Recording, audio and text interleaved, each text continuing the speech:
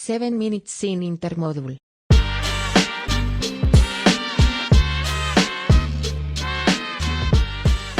All right, so here we are with episode 18 of 7 Minutes in Intermodal. And here today with us is Greg DeMaio, also known as Greg of All Trades, based out of New Jersey with Innovative Quantum Logistics. Greg, thanks for coming on. I know it was last minute, but we have some important things to go through. So, John, thanks for having me. Yes, it is a pretty much an opportunity of a perfect storm. I mean, right now with the weather conditions in the southeast, that combined with the potential of a possible work stoppage, it can make things a little bit dicey for the future of the port work for at least the near future. Right. Well, since this is our first one, let's go through Innovative Quantum Logistics, you and what y'all do.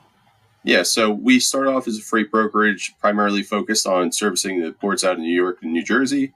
However, since then, we've expanded with our customers' needs to handle things such as cross-border shipments, LTL, break bulk vessels. Pretty much, we're good at getting things from A to B and communicating along the way. So I think those are the pillars for success in any freight brokerage, is just transparency, having a market competitive rate, and doing what you say you're going to do exactly as that. Yeah, well, A to B is about to get disrupted a little bit right now, and I know you. I've been following you on LinkedIn. Obviously, you're very insightful on what's going on. So, enlighten us. What do you think? I mean, what's going to happen? What are some of the key effects with demurrage or anything like that with the strike? This is a complete snowball of just things to happen, because while wage is a topic in the new master contract that's being negotiated, right, it's more for the future of the organization. As I've spoken with some individuals, because of course, growing up in New Jersey, I have friends that work with ILA, so I feel strongly for them.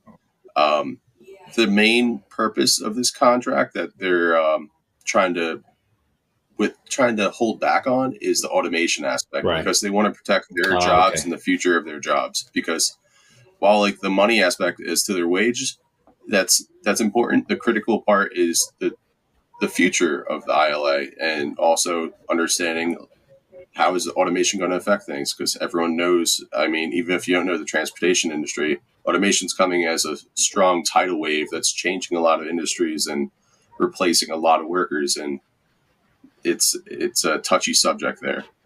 So right now, with this possible work stoppage, there's definitely a lot of concern regarding operations. And as you mentioned previously, there's a lot of effect from, let's say, reefers, demurrage, and that's something where we started speaking with our customers several weeks ago to try to understand who's going to be culpable for these things, as opposed to after the fact when everyone gets these large bills and say, I don't want to pay this, because no one wants to waste time. And also it just creates more of it puts a relationship with a customer or a vendor through just unneeded consternation.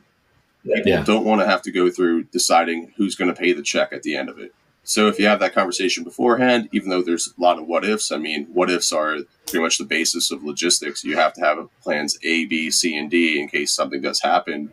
Or if not, you're going to scramble. It's going to take time and incur costs. So right now, we've had conversations with some of our customers and vendors, such as for them to check with their steamship line and in terms of their contract agreement for who's going to be responsible. Are they going to waive demurrage or per diem charges? Like, let's say if a container, we pick it up on Friday, right? We have to return it on Tuesday. Let's say this potential strike does happen. It lasts 3 weeks. Right. Are they still going to charge per diem for that? That's something that needs to be discussed beforehand. What do you think? Who is going to be charged? And I know it's going to depend on several things, but what do you think? What do you hear? From what I've been hearing is that it depends on the vessel line and just the term of the agreement. So from the Reddit community, people felt that MSC in the past has charged. I don't know if they will or they won't, but I think that vessel lines should be pretty,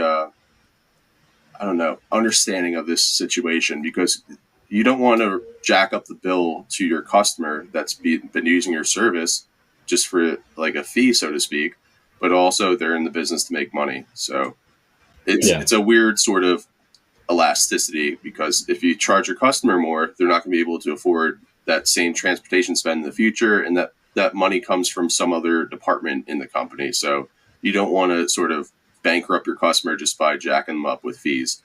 But then also there's the concern for just reefer containers on terminal right now, as Port Liberty. Right, I was going to ask you. Yeah, Port Liberty recently published, and several other terminals published, that there's an urgency for all customers to take their reefer containers out of the port as soon as they can, because they're not really going to specifically the reefer containers, huh? Oh yeah, because they're not going to have the manpower, or they're not going to have really any labor power for the upkeep of the reefer containers to ensure that they're plugged in, if they have the necessary fuel, etc. So being that there's not going to be that same oversight on reefer containers, that can lead to cargo going bad and just a waste of a shipment.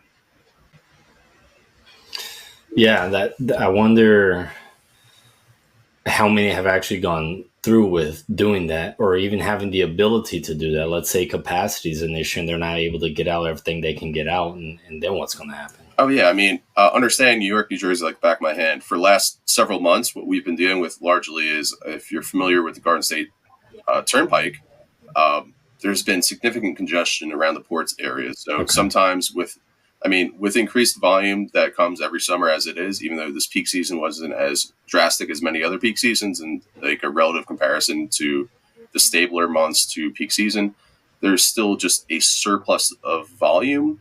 And on top of that, there's also been new construction around the port. So that's been creating different bottlenecks. So it takes some of our drivers 3-4 hours just to get onto the port terminal. So just with all that congestion, now there's a mad dash to the finish line, or for everyone to pull out all the containers they can before, the last day is September 30th. Tomorrow's Friday. Next day is Monday. I know some ports are keeping their gates open on Saturday. It's just, we're cramming a lot to do in the next 3 days. So just having that availability combined with the traffic and everything, it's the perfect storm to try to get things out. And it's going to be a little bit chaotic, but it's never a boring day in transportation. Yeah, and everyone from what I've seen, and I've talked to people like you saying from New Jersey, Savannah. Yesterday I spoke to someone in Charleston. I'm here in Miami, someone in Houston. Everyone's trying, right? Everyone is trying to cover whatever they can, and that's what. No one's standing still and complaining, I would say. So it's great that you're getting in contact. You have been getting in contact and consulting with your customers and such. And what I want to do is, after whatever happens, bring you back on and see what the effects have been, even though some of these effects will be long-term, obviously. But I want to bring you back on, just see what happened and now what are we going to do? Especially since you know your area, and you know your area, so absolutely. And so, from what the general, conversation has been, and with different colleagues of mine, is that if this lasts about a week, it's going to push back congestion for at least another month. If the last 2 weeks, it's going to add to congestion till the end of the year. And from my understanding, being that this is more than about a wage, this is about just the future. I'm not really a betting man, but I think the over and under for this is 2 weeks. So it's going to make things a little bit dicey. So we'll see. I guess time will tell. Yeah, so we got to prepare, right? So good.